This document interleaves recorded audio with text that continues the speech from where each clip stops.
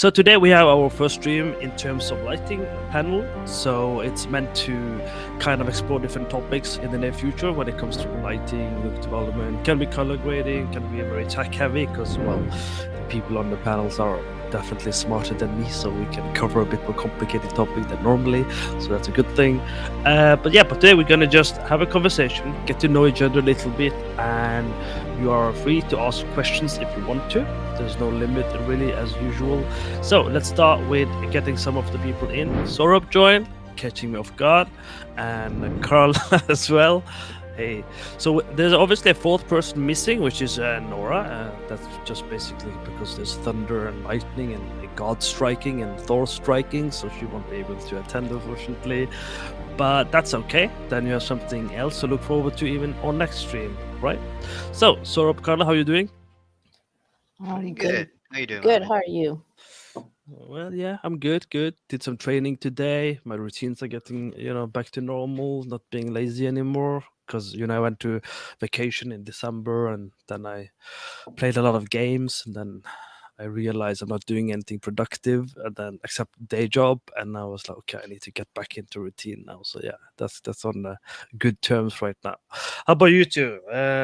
How's your daily routine? So let's talk a little bit about you two first. Introduce yourself, because obviously you are kind of Sorab has been on the stream before, but he didn't necessarily introduce as much last time. So let's start with Carla first. Why don't you introduce yourself a little bit? I'm Carla. I'm a senior lighter. I'm working for NetEase right now on an undisclosed project. I've been a lighter for like a ton of time. And what else? My daily routine is really boring, like really, really boring. I need to do what you're doing, Amit. I need to go back to the gym. I'm eating too much and not doing anything. That's okay. I mean, there's no right and wrong, right? Yeah, my name is Saurabh. Like Amit said, I've been here a couple of times, I think. I'm a technical lighting artist. Currently, I'm at this new studio called Firewalk, or probably Monsters. It's in the West, in Seattle. This is, I think, my 5th year in the industry. I started in serious games as a tech artist, and sort of just like moved towards lighting. And actually, one of the biggest reason for that was Nora, who isn't here. Um, so yeah, maybe that's a story for another day. My daily routine, I don't know. I play a lot of video games, so work and play video games, I guess. Yeah. So when you guys play video games, as this happened especially because when I started out in the industry, I was primarily trying to be a level designer originally.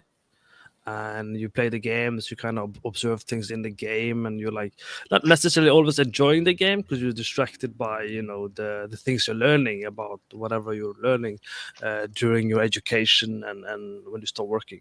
Does it happen to you guys when you play especially beautiful games which has obviously screenshot elements or camera elements, you stop actually playing for the sake of enjoyment, or you're just walking around having a look and thinking, nah, this lighting, or yeah, this lighting is really good. Nah, I would have done it differently. Does that ever happen?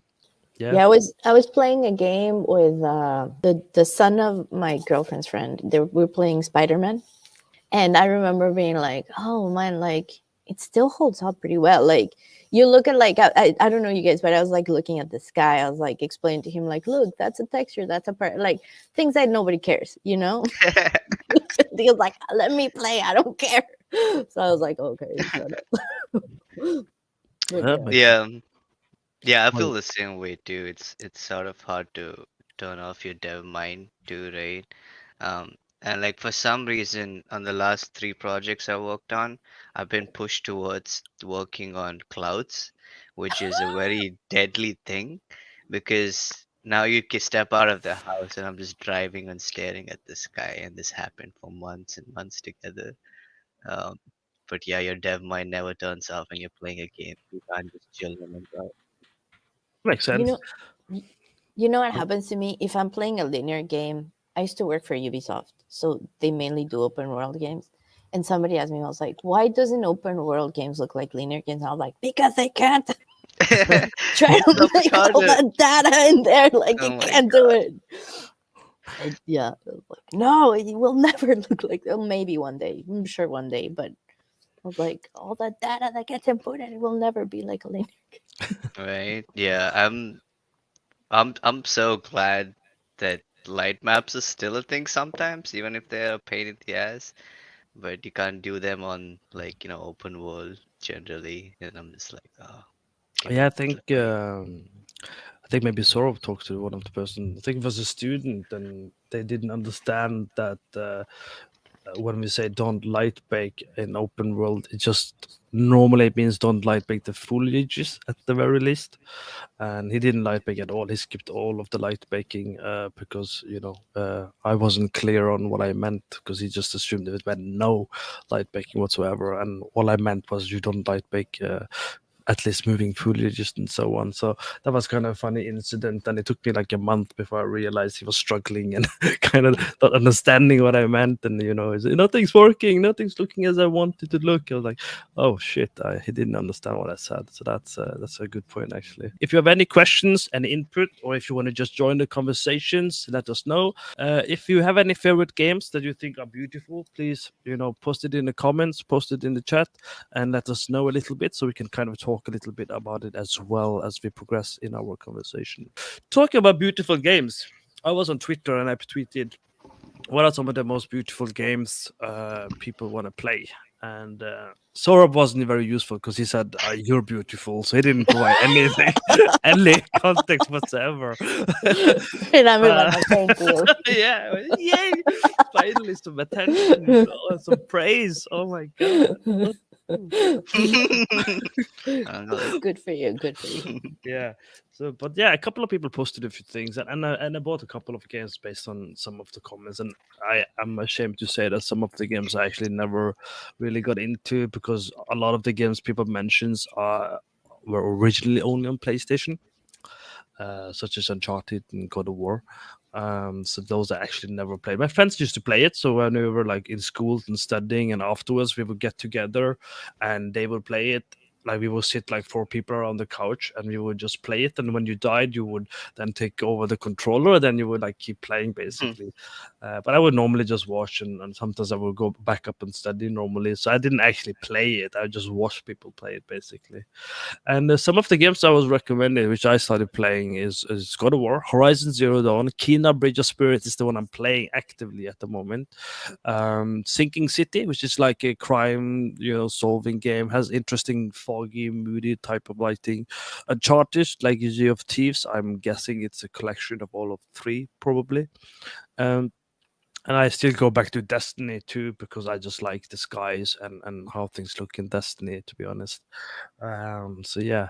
Do you guys have any games that either and consider, such as Control, to be like good lighting and you enjoyed it, or has there been any games that you played and you wish maybe you could learn some tips and tricks from, that you Oh, I thought were love really impressive? Control. I love Control. Honestly, I'm probably gonna replay that game. Everything about that game is beautiful.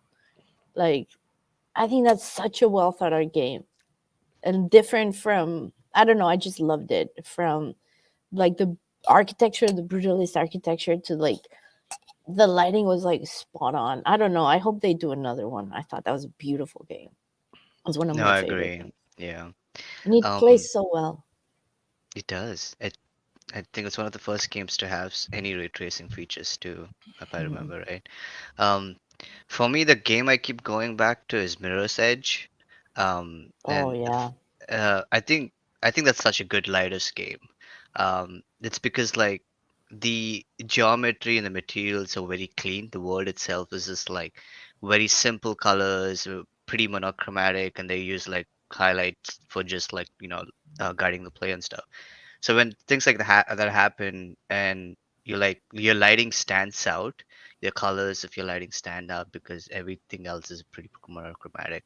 And if I remember correctly, they actually light mapped everything, even though it's in second one is an open world uh time of day game. I think they light map like 7, 8 versions of it, and then just sort of blended between all of them. So which is which is crazy too. So I think that's definitely on my top list. But I think the other one in the recent years is that really impressed me was Ghost of Tsushima. Um, the broad strokes, like the atmospheric effects, the sky. Oh my God, so beautiful. Also, another game I haven't played yet, but isn't that a bit more? Is that the one?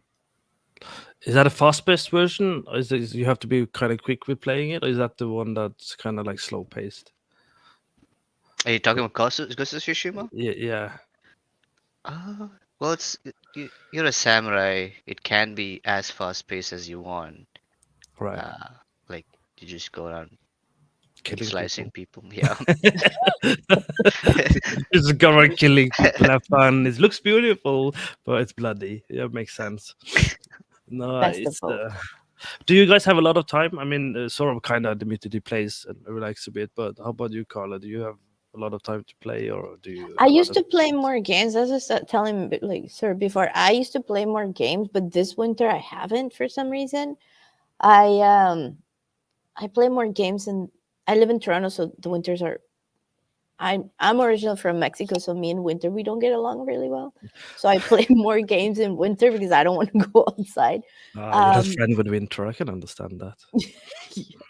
but uh, time that I just finally bought Cyberpunk, and I'm stuck Oh, in the tutorial because there's a bug. But I was really looking forward to it. I also got a good price, so I'm sure they'll fix it at some point. But oh, that's an interesting point. I don't know which game it was. It was one game, any game. It doesn't really matter. But I was playing it for 2-3 hours, and I got stuck in a rock, and I couldn't get out of it. And it's one of those rogue games where if you die, you have to go all the way back. that happened to me in Red Dead. I got stuck behind a rock and I had to restart it. I couldn't get out of it. I was in the mountain. Did you try again though? Because I just deleted the game. I was like, nope, I'm not playing this all Oh over no, I again. kept playing it. I like it. No, I was like, nope, I'm moving on to my next game because I have, as I said, I have a few to play basically. Fateh wants to ask, kind of curious, what did you learn about the clouds? What did you struggle with and the general experience? Oh boy, where do I start? Um, well, I think like clouds especially, or some of the hardest things to mimic in runtime. Like usually if you look at games now, and if it's like okay, this world is in Earth or whatever, usually you either see like HDR captures of like the sky dome or in like in real life, and they use that as a skybox, or usually nowadays like a lot of open worlds tend towards real-time skies and clouds called volumetric clouds, which are basically the noise is generated in runtime, and like the shape of the clouds is generated in runtime and shaded in runtime, and both of them have different sort of like advantages and disadvantages.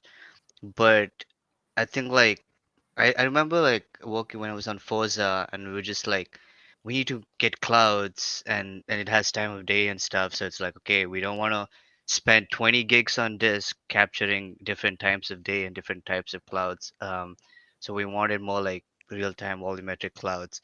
Like I had to sit there and just learn about which layer produces which kind of clouds, what's the height, and and all sorts of things, and like what are the conditions that form like cumulonimbus versus stratus or Sirius and stuff like that, which is like really interesting. And I was making a joke about this initially. I'm like, oh, I'd be staring at the clouds all the time because that was actually true. Um, but yeah, you tend to start learning about how it happens in the real world, right? Because it's really important to mimic it. Good answer. And it's true. Like clouds have, for anyone who research clouds, there's like different name for them. They have different shapes, and they happens at different height as well. I remember I was reading about it, and I was like, yeah, no, I'm not gonna be that picky. Someone else like sort of can be that picky, and I'm not putting that much effort into clouds. But it definitely gets complicated. Another question from Puneet: what are the qualifications for technical lighting artists? I want to become a lighting technical director, I guess. A lot of Indians call them at least technical director, I think, in India. And I'm currently learning C++. Any suggestion? What should I keep in mind while learning?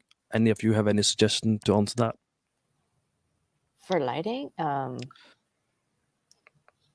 I mean, I don't know. Most of the lighters I know take on like do hobby photography on the side, or like you like personally. I think you need to understand lighting, but to get into the field in video games, I just go for it. Just do it. Don't wait for it. Yeah. How about you, Saurabh, in terms of technical lighting artists? In your case, what are your thoughts? Yeah, I can speak a little bit for that. It's such a weird role in the industry, I think, because there's already a few lighting artists, and there's even fewer technical lighting artists. Um, so the I didn't intentionally go down this route. I wanted to be a lighter, and because I have an undergrad in computer science, so I have a programming background, and I did some freelancing and photography.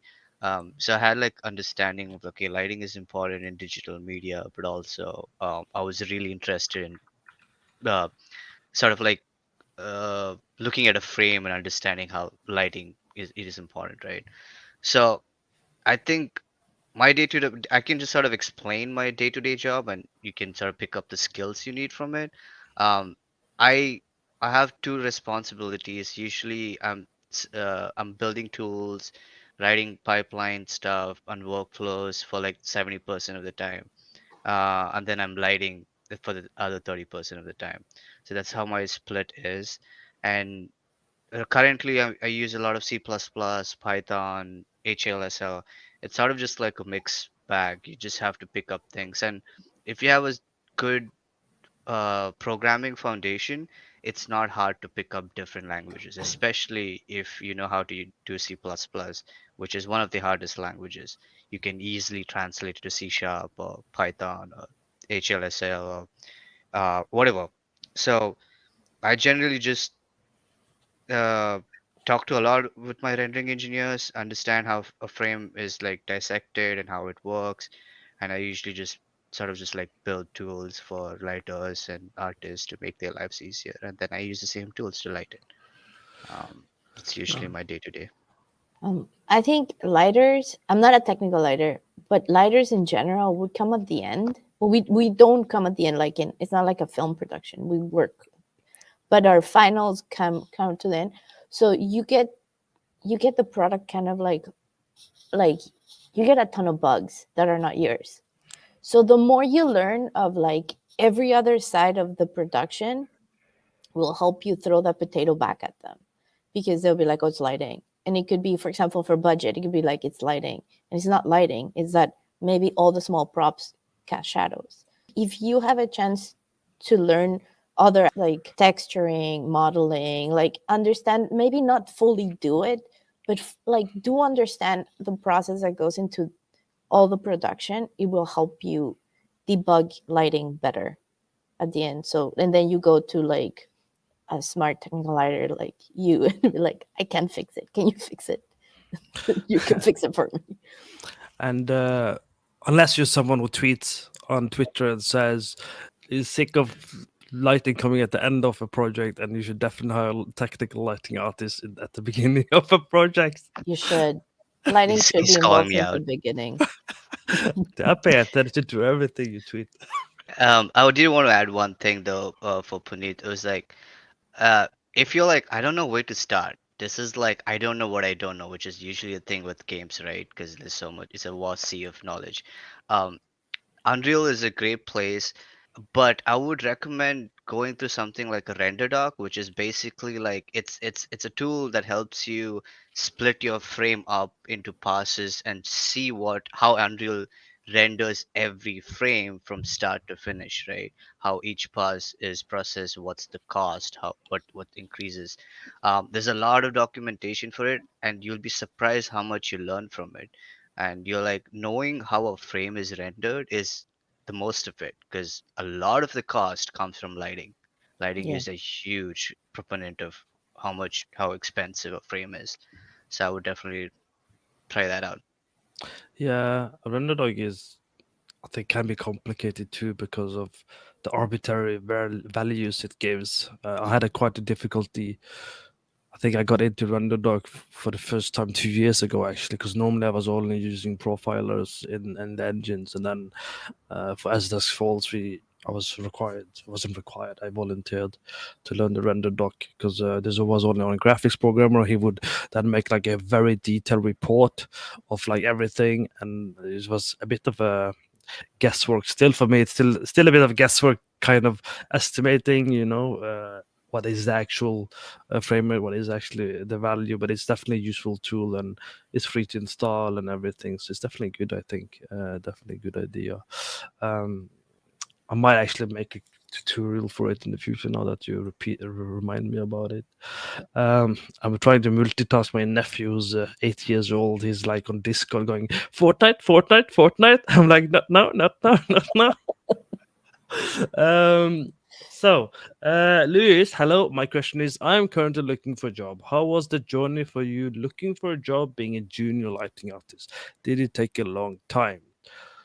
Who wants to answer that one first? You can go first if you want. Like, you take this. Um, my my experience might have been a little different compared to a lighting artist because I'm a technical lighting artist, and the industry generally, fortunately or not fortunately, is more welcoming to people who have technical background and technical skills. Um, so if you're a tech artist or a programmer, you have a little easier time, a little more easier time to find jobs. So because I did have the programming skills, I did have to apply for a lot of jobs, but I feel like it was slightly easier for me than probably other people. But that's just my experience. I guess I can admit I've never been a junior lighting artist. I skipped right to mid lighting artist, and I use my soft skills to get promotion, not necessarily my lighting skills.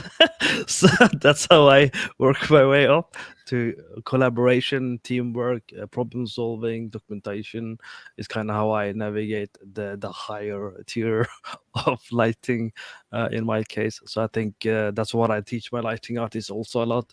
The people I train is understanding office politics, understanding when there's a bottleneck and being proactive. Like some of the things I've been doing lately is learning DaVinci Resolve for as a lighting artist, and then finding ways to use it in the workflow. And I think that's kind of where I think is a good idea, is to have a well-versed general knowledge. But I also think that a lot of lighting artists that do well, I've noticed from all the interviews I've been doing at Lighting Bot, is their majority of them have an artistic background from before, which means they've done concept art, photography, theater. They've done something that helps them already have a good foundation of artistic understanding and views, how to look at things from an artistic point of view, or they have a technical background, so they've been a coder before, or they've done some kind of programming before, so they know at least how to make the tools to solve the problem at the very least. Or third, they're just very, very passionate about things, so they quickly understand the other things they need to learn, be it photography or DaVinci Resolve or whatever. So I think there's nothing that should stop you from becoming a junior lighting artist. There's literally if you're like me and you know where to look and what to do, there's at least 10 openings a week, and they go very quickly. LinkedIn is not the only place you have to look for opening. Artisan is not the only place to look. So I don't think there's a problem. I think we're gonna have a deeper discussion on another stream as a topic, because I think it's an interesting question, primarily because it's an open conversation between us seniors that a lot of people are trying to hire seniors when they really should invest in juniors. Anyone want to add something else to that?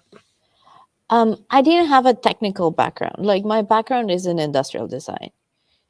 Then There- I did a There you go. I I did a diploma on like animation and visual effects, and I wanted to be a modeler. And then I was in Vancouver, and there was a company called Bardell, and they were hiring junior lighters, and my reel was good enough to get it. I applied everywhere. I literally was like, "You have a job?" Like I say, like get your foot in the door, and then you can kind of move to where you want to be. But I was not picky at the beginning. I was like, I send my reel everywhere, like literally everywhere. Yeah, I think it's a good idea. But again, you have to remember that uh, d- it's an interesting question because there's so many layers of answers to that. Because Yeah. it's not just about being a lighting artist; it's also your Mm. ambition and also where you apply. So if you're starting out, it's very typical for people to apply to big AAA studios. But there are so many studios who treat you well, will pay you decently, Yeah. that aren't that easy to find, maybe, or they are easy to find, but you don't give them the attention because they don't have big titles. And I think that's one of the mistakes I see with people that come and ask me is that why are you just trying to aim for the big boys, the big girls? Why are you not aiming for like the starting, the indies? Are they looking for help too? And they'll treat you probably Also, often big quite studios nice. now are mostly hiring senior. Like, for example, I know UB at one point was only hiring seniors. So, based on the games that they needed, that was, but yeah, like, there's a space, like, we all start somewhere, right? And like, if you get a job and that's your foot in the door, if it's a small studio, you might be able to learn more on an indie studio because you can move more freely. Like, some of these big AAA studios are very, they have a pipeline set and they're not movable. They're not very flexible. They need their deadlines fast. So you might learn more and be able to do more in an indie studio at the beginning. That not saying if you get a AAA, I honestly say go for like apply everywhere, like canvas everything, like, and go, like, if you get 2 offers, 3 offers, at least you get a choice. I was like, I still wanted to be a modeler. They offered me a job as a lighter and I took it. I was like, I don't care. Yeah, that's Okay. true. Yeah, I was gonna add like one point to what you guys said. I think like those great points. If you feel like you've been applying for a while and you haven't been able to, like, you haven't had any luck, right? Uh, I think one place to look is like go to ArtStation, look for a junior lighting artist that's already in the industry, and look at how your work compares to them, because when you're applying, that's who you that's the pool of candidates you're like sort of applying with, right? So you like go sort of like break that down and see what the quality is. And I think I've seen that be a problem quite a few times, because like someone will be like, I've been doing this a lot of time and it's not, and I'm not getting any interviews, what's happening? I'm like, well, go look at your quality and look at the quality there. Maybe there's a little bit of a skill gap, maybe you need to work on something specifically. So I would highly encourage doing that. Yeah, that's a Yeah. really good advice. Yeah, that's very good. I think I forgot what I was gonna say. I think yeah. Sorry. So when because I normally did freelancing and outsourcing companies for like 8 years before I actually decided to join a studio, which is only 3-4 years ago since I actually joined a studio work conditions, and it was Ubisoft that I picked first. And I applied on a job opening that was in French. I didn't actually know what was in it. I just saw that it said junior lighting artist. That's all I cared about. I don't even know what it said in the job description. I still applied. I still got to work. So the lesson is just apply. Doesn't really matter if you're confident and you know what you're doing and you have a good portfolio. You know how to do the Honestly, it's a interview. no till they say yes. Like, you have nothing to lose. Like, that's Yeah. the way I saw it. Like, I was like, and I'm so old. I used to send CDs. Like, this is pre-internet, pre everything. Well, not pre-internet, but like, you know what I mean. Like, you like Pigeons. apply everywhere. Yeah. Like, honestly, it's a click of a button. Just Did you really still see this? yeah, man. It cost Wow. money. You had to print them, and I had to like put a sticker on top of them. Yeah, I remember it was back in the The days. People used to. 1800s. So not VHS tape. You had to send CDs. So you're still modern enough. I mean, Yeah, at least I didn't send a VHS. Can you imagine? hi, my name is Carla. Look at my work. Yeah. Uh, but no. Moving on. William, you have a question from Los Angeles. Helpfulness of photography hobby to learning lighting must be a lot of similarities. I'm thinking if you're asking if it's helpful to learn photography, definitely it's quite useful to do that. I would imagine. Yes, are we agreeing on that or no? Imagine if one of you said no. I'd be like, what the hell? I would be like, You I would boot be, us out. yeah, we were like, get out of here. Oh, why did you single me out, huh? Um, Well, no, that's 100% agree. are we saying Control 2 is coming out? Or are we saying because I don't actually know if this has been I on the think news it's or not. planned. It is planned. I Okay. think so, but I hope so. So do we feel the same about games? So when you have a movie or TV show, movies anyway, you have a sequel, you expect it to be better, right? On the sequel. Are we expecting the same when it comes to games? Like Control 2 has to be better, or are we expecting it to be like the same level? Because technology change, things just change by the time they make a new one anyway. So what about our thought process there? I think sequels. Look, I think sequels are fun, but I think at least me, I I want it to be better, but sometimes those expectations are unreachable. So it's a slippery slope because we're putting things in a pedestal, specifically if you really like them, and you're gonna set yourself up for disappointment. Like if it's a good game and it looks good, it should be good. But if you're expecting like an amazingness, like I don't know, man. To me, it's a yeah. There's I, yeah, there's no easy answer, and I think it's hard to not expect the second one to be better than the first one, even if you're like, oh, I'm gonna go in without expectation. No, you're Yeah. not. It's subconsciously like I think one of the recent games in the last few years is The Last of Us, right? Um, like people hated and loved the second one, but like let's just say Last of Us 2 came out. That was the first game. Then there was no Last of Us, right? The previous one. I think if you just looked at that game as a first installment in the franchise, it would have done better because there was so much like expectation of like what the previous game was. Like people like it has to be good or better than this, right? So it's a double-edged sword in my opinion. yeah, that makes sense. I think when it comes to well games anyway, and movies, I suppose as well. But I think because I remember when I was younger and the game was about to release, I would get so excited, like, oh yeah, I would watch the trailer, I would read up on it and everything, and I would be disappointed afterwards. So I think it's been 15 years now. I've never actually watched a trailer for a game, regardless if I'm interested or not. I don't even watch the trailers anymore. I'm just waiting for it. I buy it, then I play it, then I don't feel disappointed or not because I wasn't hyping myself up. Because I'm like self hyper. I'm like hyping myself. Oh, yeah, this is gonna be great. This is awesome. So I don't do Oh that man, anymore. remember Andromeda? I was so excited. I was so excited because that's when I love Mass Effect, and the trailers were good, and then oh man, I was just disappointed. I think the last game I was maybe not 15. I think maybe the last game I was really interested in play was an MMO. I think, and it was Wildstar.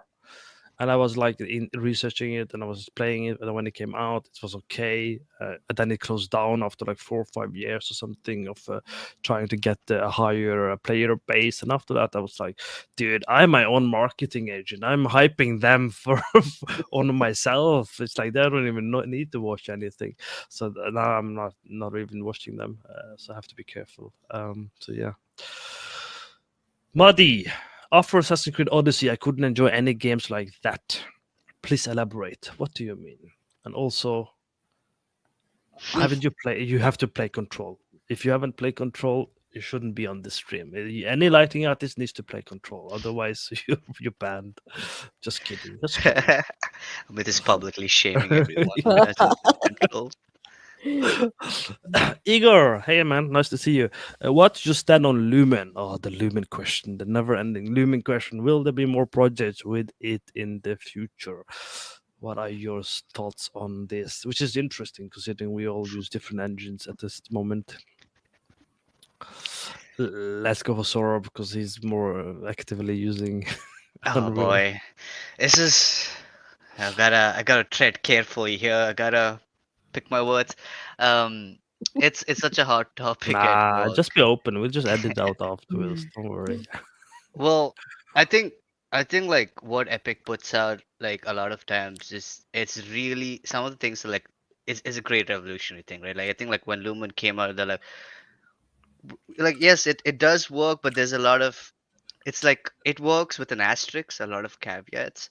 Um, the only game that's shipped with Lumen is Fortnite on a PlayStation 5. And if you actually break it down, when it's actually running at 60 FPS, there's like a lot of like I said, a caveats. You have to make sure there's like every light that you add adds on to the cost. The number of samples you use adds on to the cost. So there's a lot of like it's this isn't a saving grace tech. It still has the same problem as any rasterized tech we used before. It's like there's still cost, there's still limitations, and there's still a lot of artifacts and problems, and because like Lumen is wildly screen space. So I I think it's a great tool to use if you're making a portfolio piece.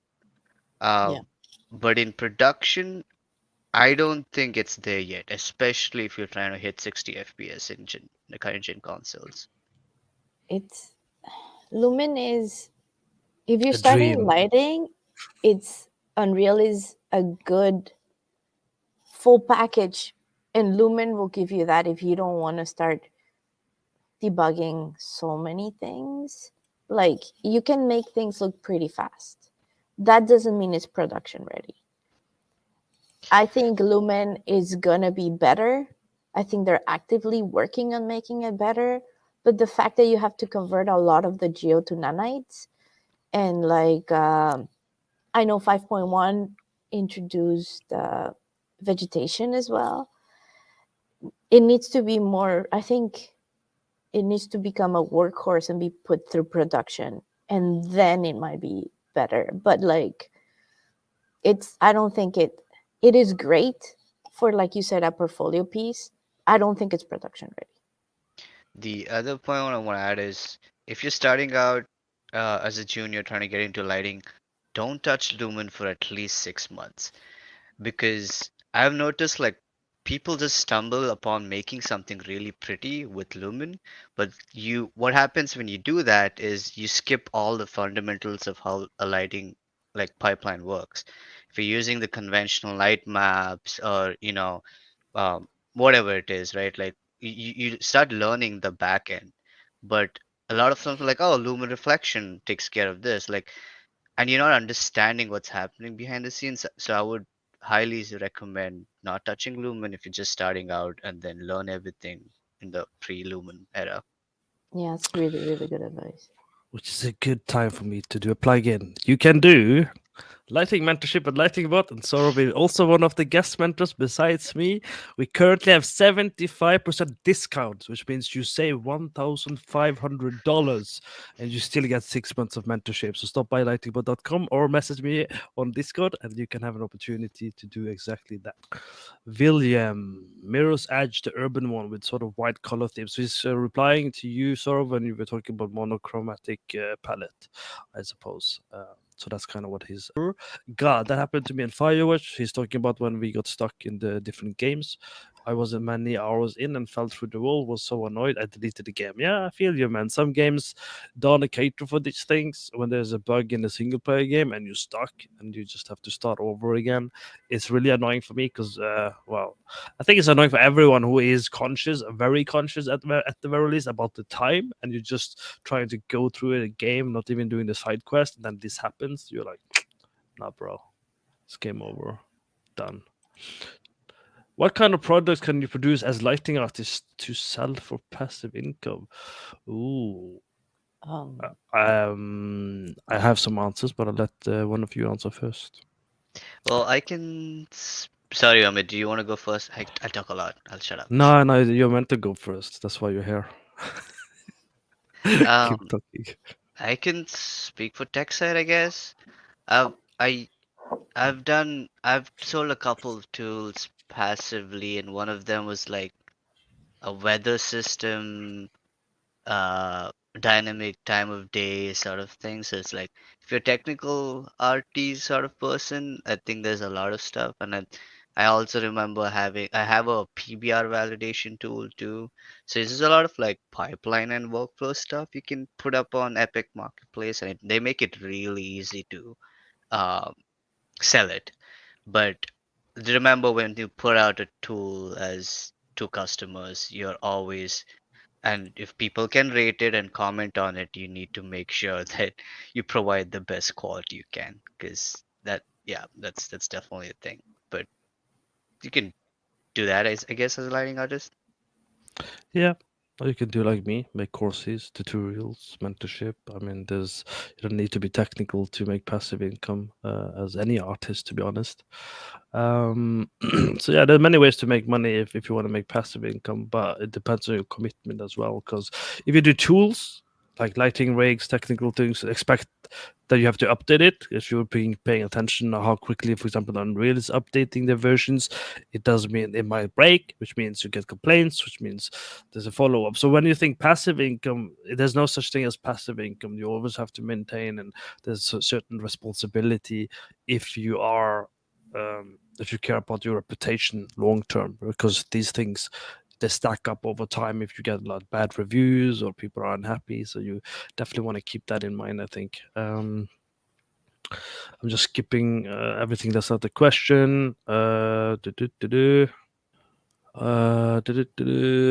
a question from Edwin. Do you guys feel like your work has less constraints now with current tech? What do you think is going to be the next leap in terms of lighting and rendering? I find that lighting, and you guys tell me, I find that lighting 70% or 60% of my job is debugging. And then you light a little bit and then you're fixing bugs. So it doesn't matter. When I started doing this, we were vertex lighting, and it was the same. I think new tech opens new problems. I don't think I will ever just light. I think I am like lighters don't just light. Lighters are a little you have that's what Terry is saying is so important. Like you need to know the pipeline because you're gonna be fixing issues more than you're gonna be lighting. At least that's been my experience. Yeah, I totally agree. Yeah. For me, I think it's like uh, every decade or so, a new generation of console comes out, and people expect that, oh, this is gonna turn a new leaf and everything's gonna be insane. But I think the reality is every time we find just a little bit of better hardware capability, our need for visuals upgrading is also like moving or surpassing that. So like, and so basically it's never enough. Hardware is never enough, and it never becomes easy. It's just a new kind of constraint. It just becomes like a new kind of challenge. Like if you look at any like dev cycle of new consoles, the starting few years aren't the time where you get the best looking games on that console. It's usually towards the end of the cycle of that console, because it's new technology that still means devs are trying to find the best way to exploit and push the hardware to the limit. Um, I don't think it's never going to be enough. And personally, I think the next leap in lighting is gonna be ray tracing, but it's gonna be probably another 5 to 10 years before it's actually feasible in runtime, in my opinion. And we're probably also gonna move towards forward rendering as opposed to deferred. Interesting. I think I'm just gonna find a new career eventually, but that happens. I'll be like, screw this, I can't keep up. I'm going somewhere else. It's not supposed to be easy. You know, with anything that develops and evolves, there is always gonna be new skill set that needs to be learned. I don't think you can avoid it. You keep up and you adapt. And companies are different. Some companies, like the one I work on right now, is doing a very different workflow, which you can't be trained for. You have to learn on the job. You have to kind of figure out new pipelines, new ways of doing things that you couldn't even comprehend and think about. And that's the thing with, where you have to think about what studio you want to work for, what game do you want to work on. Some games might be easier with the current tech. Say you join a studio that's saying they're going to use lumens. You can ask yourself, do you want to join the studio? Don't you want to join the studio? I personally would probably avoid if they're purely using lumens, because I know there's a lot of headache. I know there's a lot of troubleshooting, and I'll spend most of my time banging my head trying to troubleshoot and doing almost nothing that's really useful, because most of the troubleshooting you have to do lumens, which is why I agree with Sorb when he said with the current tech and lumens and everything is either you can spend 8 hours troubleshooting one simple problem that might be problem solved and solved by Epic in a year and be annoyed for 8 hours. So you can just light using baked or ray tracing type of workflow, even though Lumen technically is that too. So you can make that decision. So I make a conscious choice when I'm doing work, freelancing, anything that I do not want to take work that that gives me headache, because I don't want to get paid to do headache work. And I think that's where I stand when it comes to improving the tech. I don't think it's less constraints. I think there's just more problems that you have to learn because this new tech. How is it not going to be a problem? I've never heard any tech, VR, headset, augmented reality. There's nothing that just comes out and it's like there's no problem. There's always problem. It's impossible. After portfolio review, I got suggested to get some offline render experience. Any suggestion to kind of industry standard offline renderer to start experimenting with games and films? Any thoughts on that? So for offline rendering, I know Arnold. Maya, but Blender is really good. I need to learn Blender. Like, Yeah, I've seen some of the EV and stuff. Cycle. Yeah, Yeah, like I've seen some of the work coming out from Blender. It's really, really good. I think the benefit of offline rendering is that it forces you to understand your passes. It slows you down. You know what I mean? Like, you can grab an image and then try to recreate it, and separating your passes and then compositing back together, doing all the stuff, understanding what your lighting does for offline rendering. But like, I haven't worked a lot in TV and film. I've never worked in film, to be honest with you. I've done like one stint on TV. So how about you, Sorb? Yeah, I come from a game background too, so I can't really speak for the pipeline in films. But so I can sort of speak for games, I guess. Um, if you're applying for games specifically, I think it's really important that you put real-time lighting over offline rendering, in my opinion. Um, I agree with Carl that you can look at an offline render and like look at the passes and understand it. And I think it's a good way to get your art skills sharpened too on offline rendering because you're not limited by real-time considerations, I guess. But a lot of techniques we use in games is so much different from films because we have to run it at least 30 frames per second. So reflections, ambient occlusion, and all of these kind of stuff it's very specific to games and it's not a common thing in films. So I would, even yeah, the geo that you get in film versus games, like you need to exactly. optimize. Like I said, I don't want to speak a lot to film because I don't have experience there. But the way I think of games is you have a debit card with limited money, and you have to make it look like a black Amex card. That's true. You flip that card over, it's still the debit card. It's That's all a what lie. It's all a lie, everybody. smoke Yeah. screens. Don't know who suggested this, but I wouldn't say it's a negative. You could do it. There is more openings, like there's more options if you do know offline rendering. But if you plan slowly, like a chess move, and you think ahead, more and more is going to be real time. And you have to also remember that we have path tracing in real time engine, and we have other things as well, which in theory, it kind of works like offline rendering. Baking, I would still consider some sort of offline rendering anyway. And once you understand how things work, like behind the tech level, like under the hood, and the people like in the movie industry, they try and catch up with these things as well, and they are staying ahead of us in some cases.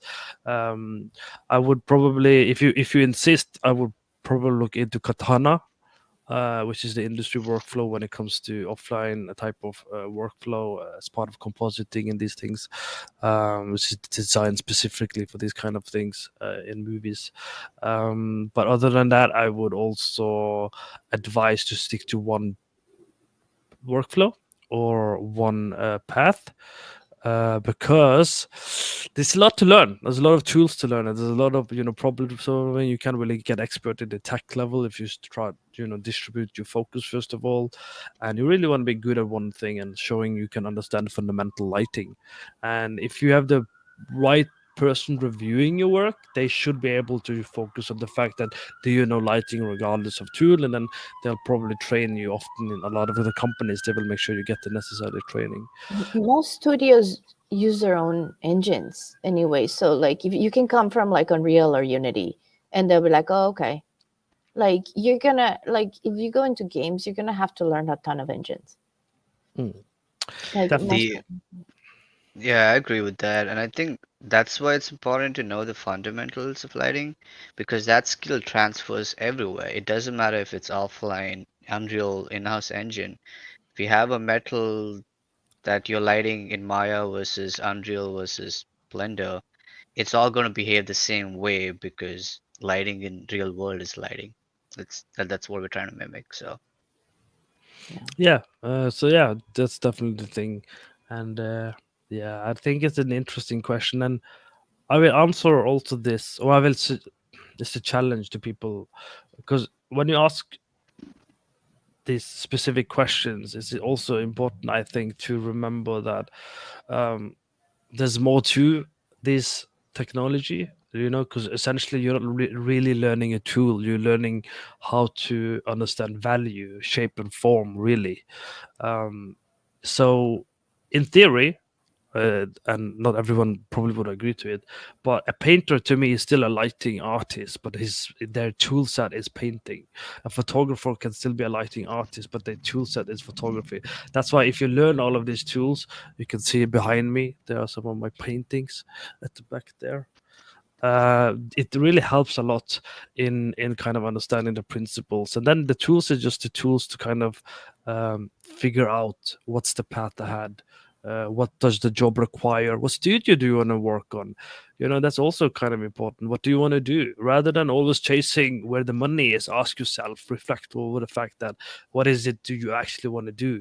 Do you really want to learn offline rendering? If you're not, you're going to be demotivated, you're going to get annoyed, you're not going to commit to it, and why bother? Like, just do what you want to learn first and be awesome on it. Right? I did that a lot in the beginning. I was going left and right and up and down, thinking, I need money, I need to learn this and this. And I said, no, screw it. I'm just going to do one thing. I'm going to do it properly and then take it from there. So that's my answer to that as well. So that's that. Before we start, we're getting close to the end of the stream, by the way. So if anyone want to throw in some more questions, now is the chance. Thank you, Arthur. I appreciate the comment. I can finally say I worked on an award-winning game. It only took me 2 decades. What's my next project? What game we got? I cannot disclose any of that information, unfortunately. But I'm always open for new opportunities, new projects, new things. But yeah, that's all I can say. But I'm sure it will be fun and creative as usual, because I don't necessarily jump into projects that are very tech heavy for me. I prefer projects that allows me to be creative and painterly if possible, or dark and moody. I wouldn't mind a horror game, I suppose. That would I be want to fun. work in a horror game so bad. Yeah, it's a lighter's dream in many cases, like horror games. I wouldn't necessarily play. This is not to be used against me if any recruiters are watching it, or anyone who might be, interviewing me in the future. I don't necessarily play a lot of horror games because I really get scared shitless from horror games. But I don't mind lighting horror games. The last horror game I played was Alien Isolation, which I loved. I thought the lighting was pretty good as well, and they did a very good job with the tension, everything, without really jump scaring, which was very impressive to me in terms of gameplay as well. Before that, I've played no horror game properly. Like, I tried playing, what's it called, Dead Space, I think. I think I played the first mission, and I was like, yeah, screw this, I'm deleting, and I deleted it. And the reason for that is, if you haven't heard the story, when I was 16 years old, I watched the old Exorcist movie, and I got scared out of my pants when the girl comes down the stairs with her head twisting and walking on her hands in the movie. I had to call my brother and say, "Come sit with me. I need to finish the movie," because I couldn't watch it alone. So after that, I've been scarred for life. And kid you not, I have not watched any horror stuff ever since. I watched cartoon, I watched Disney movies, I watch anything with color. I work mostly with colorful games also because I'm scared shitless. So there's your answer to that. But yeah, I wouldn't mind a horror game. Last question. Is Lumen great for virtual production, or will you still have to bake light for that as well? You can't bake with Lumen. No? You can. No, Lumen is real Lumen is GI. its own. But the Oh, question is, can you do both though? Can you do like because in Unity you can mix and mash a bit, very good actually. But I don't know if Unreal allows Lumen and Correct baking. me if you're wrong, but I don't think it does. I think if you choose Lumen, you choose that path. Like it's Yeah. all real time. Yeah, it's a path of commitment. You know, if you go down that road, you have to stick to it. But you can probably use it for virtual production for sure. Again, you can probably use Lumen more for cinematic lighting and virtual production because you're not actually playing actively the content you're providing, right? So and Edwin, who's also a technical lighting artist, is also confirming it's either Lumen or baked. So we have 3 people confirming that at the moment. So that's good. Yeah. Film is also like what 24 frames per second. So 23.97. so like I'm sure if you turn up all the knobs and try to make it look pretty, you have a beefy PC, it should be okay. Yes. Yeah, definitely. I mean, when I was working at Dusk Falls, actually, I can't say that, can I? I don't know. Actually, I'll tell you guys after the stream. I won't tell it in public because I don't know if I can say it or not. But yeah, we are over 1 hour, and that's normally our time to stream. It's been really quick. Thank you for everyone for watching. Thank you for Sorab and Carla for also showing up. We apologize for Nora's absence, but she had a lot of thunder and stuff going on with weather, so that's why she didn't show up. But she will be here on next stream if you happen to be a friend and you were expecting her to be on. Sorry. Keep liking, keep subscribing, keep sharing to our channel. If you do appreciate this kind of stream, let us know in the comment. Leave a comment, leave a like, because that's how we know that you want us to continue. If you have a suggestion of topic, please also leave a comment and a message on something you think you want us to do a deep dive on, right? Make this easy for us. Don't leave us with all the thinking, give us some ideas of things you want us to talk about as well. We appreciate that as well. And Elliot, I don't know why you didn't ask any questions. That is unexpected. You have been watching the stream for 1 hour and you have not asked a question. I'm gonna troll your stream whenever you stream next time on Twitch. I'm gonna ask you 100 questions just to annoy you. Just kidding, man. Thank you for tuning in, and fantastic to hear everyone. I'm gonna talk to these two a little bit before I let them go, just to get their recap as well of things.